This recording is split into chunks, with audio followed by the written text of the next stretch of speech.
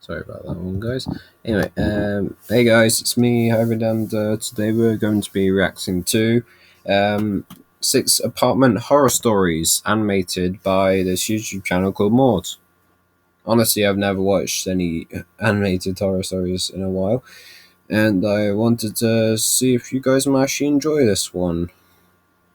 Especially since I've not really seen many apartment-based ones. Anyway, let's get into the video. Before my husband and I got married, we were living together in a mediocre apartment complex in a similarly mediocre part of the city. Now, it wasn't an especially dangerous place, but security at the complex was severely lacking. For context, I once had my car stolen right out of the parking lot in broad daylight without anyone noticing. Another issue with the complex's parking lot was its shortage of spaces. This was usually more of an annoyance than anything, but on one occasion, it had put me in very real danger. I was still finishing my degree at the time, and I had night classes that, in combination with an hour-and-a-half commute, left me getting home on most nights well after 11 p.m. Often I was lucky enough to find a space in the main parking lot by my building, but there were a few occasions when I found myself having to park in a much farther lot. The slot was very poorly lit, it had no buildings near it, and usually had very few cars in it. It was creepy in and of itself, but what really scared me about it was the extended walk from it. As a 21-year-old woman, I had already had plenty of experience with creeps, late-night walks, and unpleasant combinations of the two. But usually those walks were down a street or somewhere more public. Walking alone through this big, dark, empty lot really made me feel like sitting prey. No one had noticed when someone stole my car in the middle of the day. Why should I expect anyone to notice if something happened to me there in the middle of the night? With all this going through my head most nights to begin with, there was one evening in particular when getting out of my car just felt like a really bad idea. Now, I'm not a superstitious person, but my intuition was buzzing from the very minute that I unlocked my door. I'd only taken a few steps when I had spotted a man standing stock still right by the dumpster near my building. He didn't have any trash. He wasn't looking through it. He wasn't smoking. He wasn't doing anything. He was just standing there looking at me. I was still all the way across the parking lot, but other than getting back in my car, there was no way around him. The dumpster was squarely in the middle of the 2 entrances to my building, so no matter which way I went, I'd have to walk directly toward him. My keys were already between my fingers, but I wasn't feeling very confident about whether this would help or not. I'm not a strong person, and I'm also only about 5'3". More than anything, I felt silly for being so afraid, but I knew in my gut something was wrong. This man had appeared out of nowhere. I'd driven past the dumpster on my way into the lot, and he hadn't been there. Also, I knew what everyone in my building had looked like, and there's absolutely no way that he would have had time to get there from another building between when I passed the dumpster and when I parked. As I got closer, it became increasingly obvious that I wasn't imagining the man staring at me. Especially because, as I got closer, he turned his body so that he was always facing me. Kind of like a sunflower, just rotating in place, always watching me. Then came the moment when I had to pass him to get to the door. I felt really silly doing it, but I turned around and walked half backwards as I got close to passing him. I left a really wide space between us as I drew near by walking in the grass instead of on the sidewalk, but I still didn't want to turn my back on him. Eventually, though, I had to, and the second I did, I heard footsteps. Not just footsteps, but running footsteps. They were coming toward me, and really fast. So I ran too. I sprinted to the building, ran up the steps to the door, entered the pen as quickly as I could, and then hoped to hell that he wouldn't be able to follow me. I didn't stop running until I got to my apartment door, 3 flights of stairs later. My neighbors were probably pissed about the noise, but I was terrified. The second I got in the door, I told my then fiance everything that happened between panic breaths, and he immediately called security. Probably best. While he did, I went to go peek through the balcony window to see if I could spot the man. I couldn't. He was nowhere to be seen. Good. When security finally arrived, they reported the same. No one was around. I still have no idea what the man was doing there before I got there or where he came from, and I've moved across town since then. But to that really creepy guy from my apartment parking lot, I really hope to never encounter you ever again.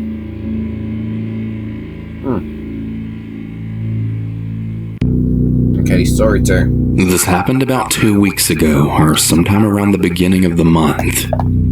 I, a 15-year-old female, and my 13-year-old little sister were staying at my older sister's apartment for a day. She had just gotten a kitten and she needed us to watch her for a day. So we went over to her apartment one night and would stay overnight, and then the next day until she came home from work. As you can all guess, due to COVID, me and my sister are doing school virtually, so we just brought our school laptops and supplies with us. Doesn't make sense. My older sister had left for work that morning, sometime around 6 to 6:30 a.m., I believe. Me and my younger sister woke up at around 7, and we started getting ready for school. Before my older sister left for work, she had locked the door behind her. This will be important later. Okay. There's also a chain on the door, but I mean, it obviously can't be accessed from outside of the apartment. One of the very first things I did that morning on instinct was to put the chain on the door. I tend to be an overly careful person, so it was just natural for me to do this. One thing that I really remember specifically was that I didn't even touch the lock on the door, just the chain. I wasn't really sure if it was locked or not, and I didn't want to accidentally unlock it. So I went with the idea that my older sister most likely already locked it, and that I shouldn't have to mess with it. You should put the chain I didn't on. really think anything of it afterwards. Me and my younger sister decided it would be easier to focus if we were working in different rooms of the apartment. Yeah. So she took my older sister's bedroom, and I decided to stay in the living room. Now, the living room is the first room you walk into when you open the front door. The whole space is pretty open into a small kitchen and a den. Right past the den is the bedroom. Yep. So me and my sister weren't really that far apart from each other. Anyway, let's skip ahead about 2 hours. My class was just about to end, and I started to hear this really violent banging on the front door.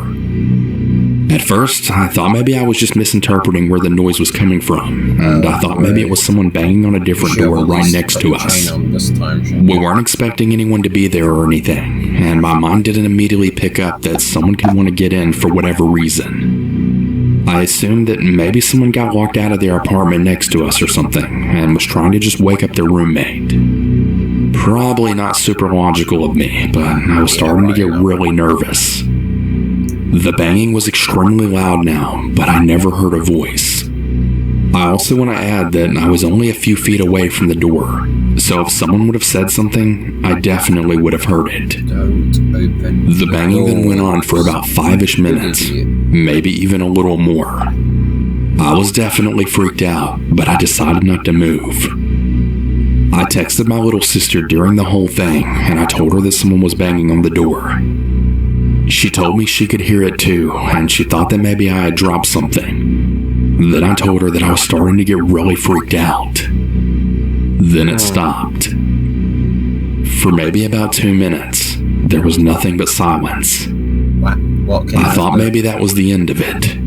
But after that 2 minutes, it just started right back up again.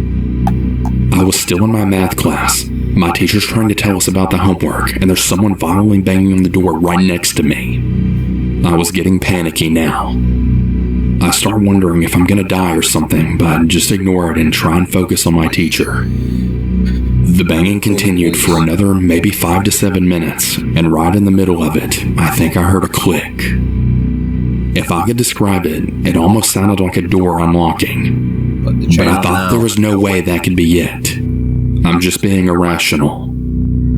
I start to kind of joke to myself to just watch as the door handle would dramatically slowly turn and then the door would open. Well, about a second later, I watched as that exact scenario then happened in real time. I froze. The door handle was then opened slowly.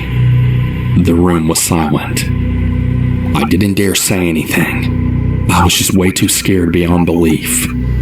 The door had started to open, but not all the way, because I had put the chain on it earlier that morning. The door was now at a slight angle so that I couldn't see the person, but I don't think they could have seen me either. I mean, not unless they put their face right through the door or something. Oh wait, they did put the chain. After about 3 seconds of silence, the door slowly shut and the banging just stopped. I got up immediately to go lock the door. What's so great about this is that I was so nervous that I just ignored the fact that someone literally tried to break into the apartment. My teacher, peers, even my own sister were all just kind of oblivious to the fact that we were just in real danger just now. After both of our classes finally ended, me and my younger sister started talking about it. She also texted my older sister and told her what happened. We literally just went on with our day like nothing happened, and when my older sister got home that day, she had started asking us more about it. I had started to tell her the story in more detail, and as she drove us home, she had called who I believed was the landlord. So as it turns out, a few weeks before this happened, my sister had called for maintenance so that they could come to her apartment and fix one of her bathrooms. So she thought maybe it was them. When she called the landlord, she asked if the maintenance would give her notice or let her know beforehand if they were coming. She also asked if they would let her know that it was maintenance, just so she would know who it was.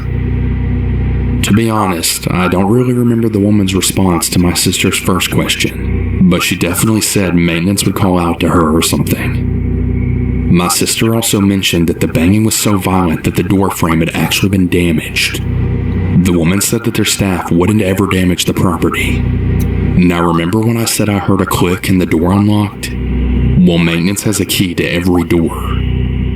My sister had her key as well as the spare one. The woman said she would talk to maintenance and ask if they had been there, to which they later confirmed they hadn't. We also asked if the locks ever got changed.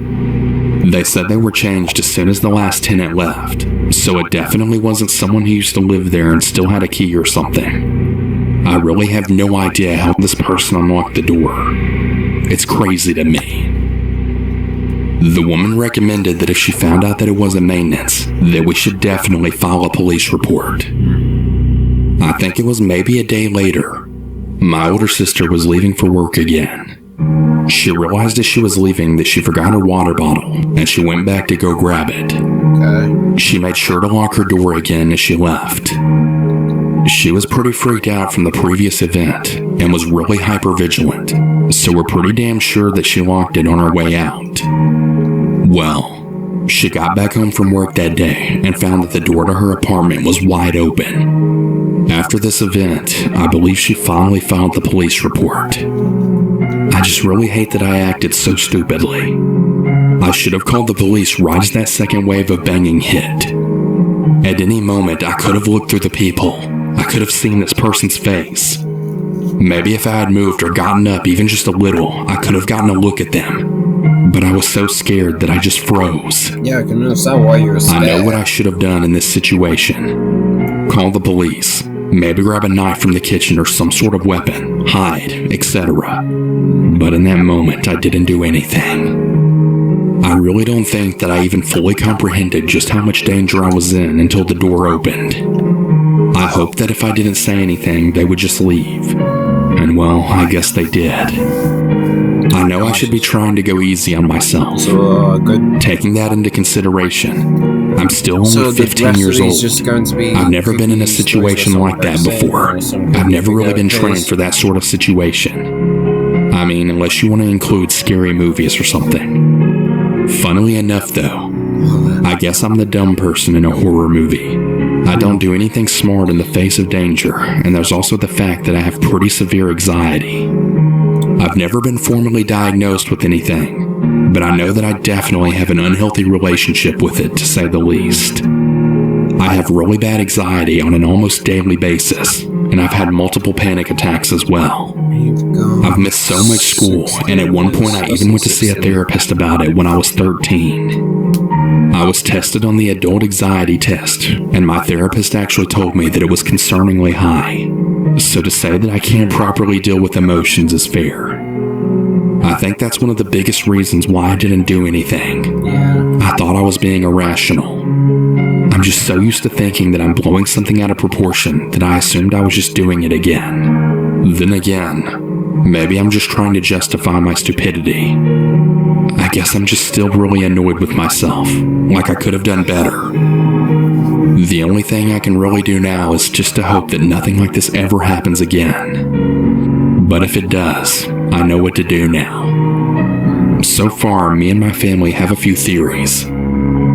We figured this person maybe learned my older sister's routine and thought nobody would be home. Once the door opened and he saw the chain, he realized that people were inside and then left.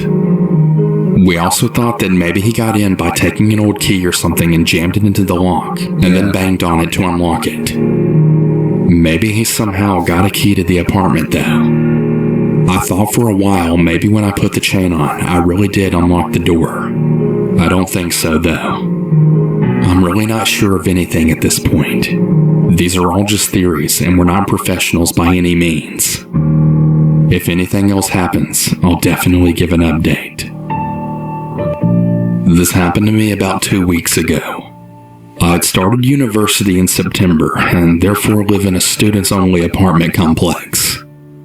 There's about 4 other apartments in my hallway, and sometimes we just spend time in each other's apartments.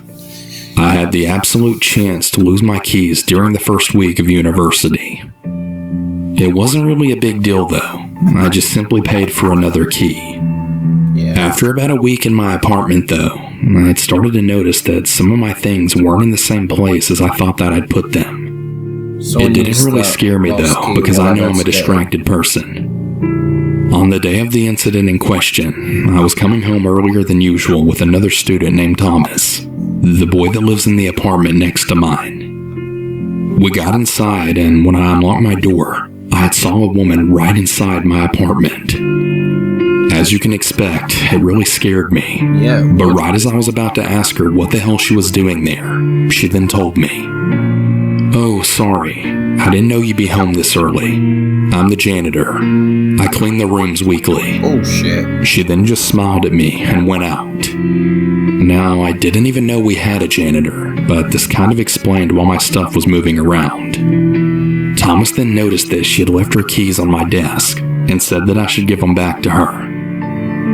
When I took a closer look though, I then realized that those were my lost keys. The night then passed and I decided to talk to the man in charge of the complex about this. I told him that the janitor had lost my keys and I asked for my money back. He just looked at me in total incomprehension and he then told me, "But we don't even have a janitor." Right at that moment, I just froze. Found the keys. Then who the hell went in my apartment for the past few weeks? Why was she there? We didn't call the police because, nothing had been stolen. But I still decided to search for cameras in my apartment, because you just never really know with these psychopaths.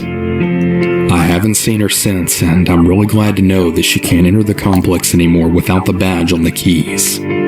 So yeah, that was a really creepy experience.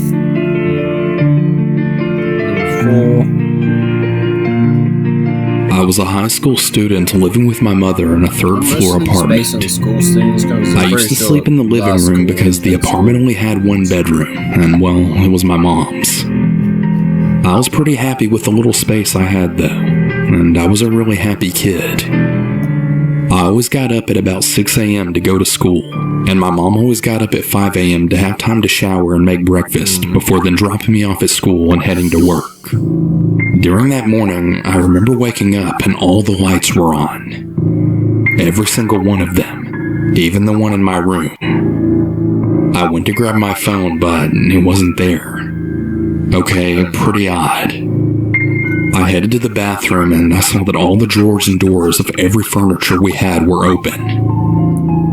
I was deeply confused at this point. Anyways, my mom came out of the bathroom and she asked me what the hell I had been doing. I told her I had no idea what she was talking about, and I thought that she did it since she was always up at least 1 hour earlier than me. I had also asked her if she had seen my cell phone since I still didn't really know where it was. Then I saw it. Deep inside her green eyes, the realization. I could distinctly see the fear and all the pieces inside her head clicking in place. What did she say?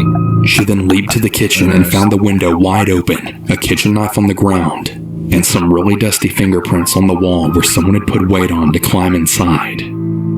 It was then when my sleepy-headed self had put the pieces together too. Someone somehow climbed all the way up to our balcony, got inside the apartment, and then robbed us.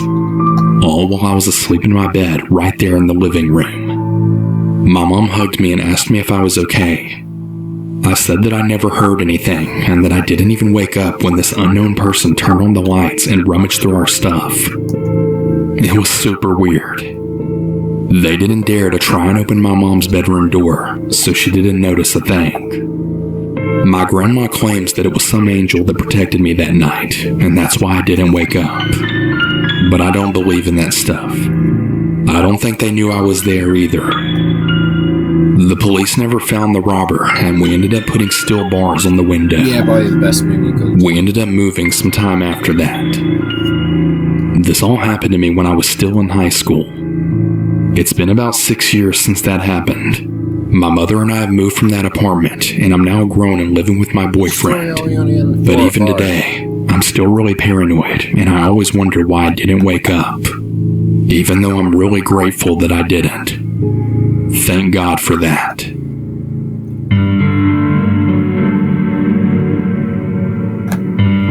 Last Sunday, I was at my boyfriend's apartment for the weekend.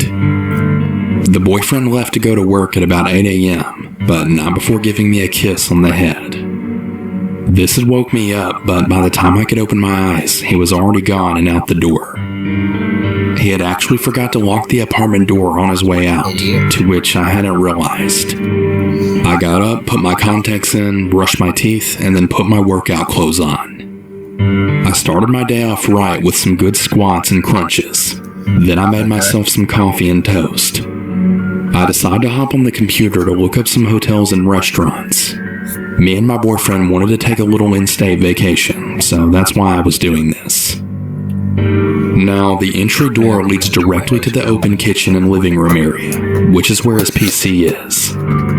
I start to hear the sound of the door handle turning, and I get really excited thinking that maybe my boyfriend is coming home for an early lunch. It was about 10 a.m. at this point. The door quickly opens, and I see an older man then step in. He looked to be in about his 60s or 70s. My first thought was maybe he's the electrician that the landlord said was going to be stopping by, but I thought that it was odd that he didn't even knock, and the fact that he wasn't even wearing pants. You know, that's something I've noticed. When it turns out when it's someone like someone who looks older, who looks like they're ragged and whatnot, makes it look like there's artists and stuff. Just makes it look like it's just a druggie. Is that the right word, druggie? Where they're just obsessed with drugs, and that's how they always end up doing the shit they do. Luckily, he was wearing underwear, though. This guy then speed-walked into the apartment with a really glossed-over look. I was mostly polite in the beginning, then saying, "Sir, who are you? What are you doing here? This isn't your apartment." I then progressively began shouting and cussing him out, but nothing would faze him. He went straight into the dining table over a large cardboard box that my boyfriend had full of board games. He then sat on them. He literally sat on the games. It looked like he was going to take a dump on them or something. Oh God, but then he just tried laying down on the games. I then got up and ran to the bathroom, absolutely terrified for my safety as I'm only about 5'2". And definitely not as strong as I'd like to think I I feel like there's some similarities with the heights. I mean, I'm only 6 foot, but... am. This guy was about 6 foot, and God knows how many drugs he was on. I dialed 911 and informed the operator on every... I say I'm 6 foot. The guy says this stranger was 6 foot. ...thing that happened, as I'm totally shaking at this point. She asked if I'd be able to safely leave the bathroom to let the police in. I told her it was no need and that it was unlocked, as that's how the guy got in the first place. Then gave a little laugh, to which she then laughed too. I heard the cops at the door, but they were talking to each other. I opened the bathroom door, then peeked into the living room. No guy. I got really nervous about checking the bedroom because I'd have to go around a corner and I wouldn't really be able to see that well. That's when I suddenly hear, "Sir, where are your pants at?" from the hallway. I'm standing right at the door to listen and texting my boyfriend everything that's happened. They eventually got the guy in cuffs and the druggie just kept shouting how they were hurting his hands. Bullshit. The officers then ask him where he lives and what he's doing here. As it turns out, the guy apparently lives about 7 streets away and he says he's just trying to go to bed. Well, that's definitely not happening here. My boyfriend came home shortly after and comforted me. We went downstairs to see if the police needed my statement before they took off with the guy. I couldn't believe their response. "Nah, don't worry about it. We already got it from 3 other people." We found out that he went into every unlocked apartment that he could. An officer walked by with a gallon Ziploc bag completely full of pill bottles. We found his pants and shoes in the hallway. Please, everyone, always lock your doors.